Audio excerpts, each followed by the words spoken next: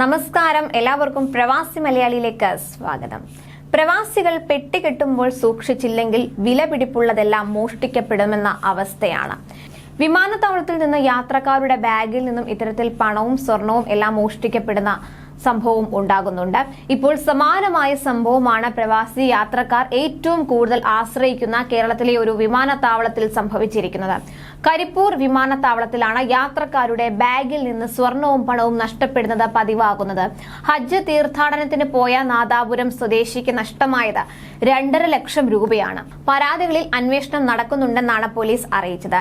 ഇക്കഴിഞ്ഞ 29-ന് കരിപ്പൂർ വഴി ഉംറ തീർത്ഥാടനത്തിന് പോയ അബൂബക്കർ ജിദ്ദ വിമാനത്താവളത്തിലെത്തി ബാഗ് പരിശോധിച്ചപ്പോഴാണ് വിലപ്പെട്ടതെല്ലാം നഷ്ടമായത് അറിയുന്നത്. ബാഗിന്റെ സിബ്ബ അടർത്തി മാറ്റി 2.5 ലക്ഷത്തോളം രൂപയും ഖത്തർ ID കാർഡും ഡ്രൈവിംഗ് ലൈസൻസും അടക്കം മോഷ്ടിക്കപ്പെട്ടു. എയർലൈൻസ് അധികൃതരെ പരാതി അറിയിച്ചപ്പോൾ കോഴിക്കോട്ടാണ് അറിയിക്കേണ്ടതെന്ന് മറുപടി കൊടുത്തു. ദുരനുഭവം സമൂഹ മാധ്യമങ്ങളിൽ പങ്കുവച്ചപ്പോഴാണ് താഴെ കമന്റുമായി സമാന അനുഭവസ്ഥരും എത്തിയത്. നസീഹ എന്ന യുവതിക്ക് പേഴ്സിൽ സൂക്ഷിച്ച 10,000 രൂപയും 2 പവൻ സ്വർണവുമാണ് നഷ്ടമായത്. കരിപ്പൂർ പോലീസ് സ്റ്റേഷനിൽ നേരത്തെയും സമാന പരാതികൾ ലഭിച്ചിട്ടുണ്ടെന്ന് പോലീസ് പറയുന്നു.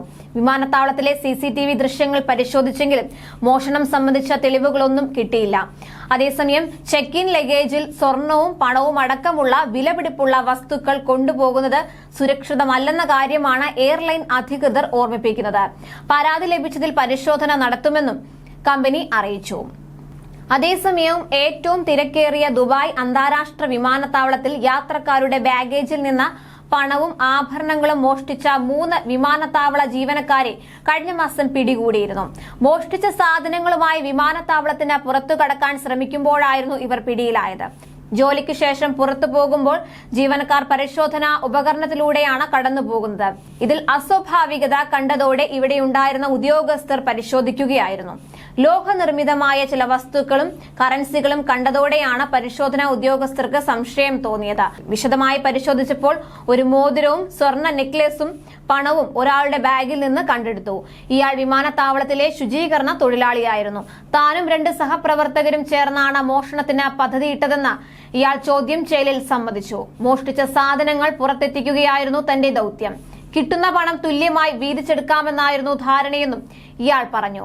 യാത്രക്കാരുടെ ബാഗിൽ നിന്ന് സാധനങ്ങൾ മോഷ്ടിച്ചയാൾ അവ വിമാനത്താവളത്തിലെ ഒരു ടോയ്ലറ്റിൽ വെക്കുമെന്നും സംഘത്തിലെ മറ്റൊരാൾ അത് അവിടെ നിന്ന് എടുക്കണമെന്നുമൊക്കെയായിരുന്നു ധാരണ. ഇവ പുറത്തെത്തിച്ച് വിൽപ്പന നടത്തി പണം വീതിച്ചെടുക്കാനുള്ള പദ്ധതിയാണ് വിമാനത്താവളത്തിൽ നിന്ന് പുറത്തേക്കുള്ള വാതിലിൽ വെച്ചു തന്നെയുള്ള പരിശോധനയിൽ പരാജയപ്പെട്ടത്. ആദ്യം പിടിയിലായ ആളുടെ മൊഴി അനുസരിച്ച് മറ്റു 2 പ്രതികളെയും ഉടനെ തന്നെ അറസ്റ്റ് ചെയ്തു. പ്രതികളെ നടപടികൾ പൂർത്തിയാക്കി ദുബായ് ക്രിമിനൽ കോടതിയിൽ ഹാജരാക്കിയപ്പോൾ 3 മാസം വീതം ജയിൽ ശിക്ഷയും മോഷ്ടിച്ച സാധനങ്ങളുടെ വിലയ്ക്ക് തുല്യമായ തുകയായ 1/2 ലക്ഷം ദിർഹം പിഴയുമാണ് വിധിച്ചത്. പ്രവാസികളായ 3 പേരെയും ശിക്ഷ അനുഭവിച്ച ശേഷം നാടുകടത്താനും കോടതി ഉത്തരവിട്ടു. അപ്പീൽ കോടതിയും ഈ ശിക്ഷ ശരിവെക്കുകയായിരുന്നു. കൂടുതൽ പ്രവാസി വാർത്തകൾക്കായി ഈ ചാനൽ സബ്സ്ക്രൈബ് ചെയ്യുക.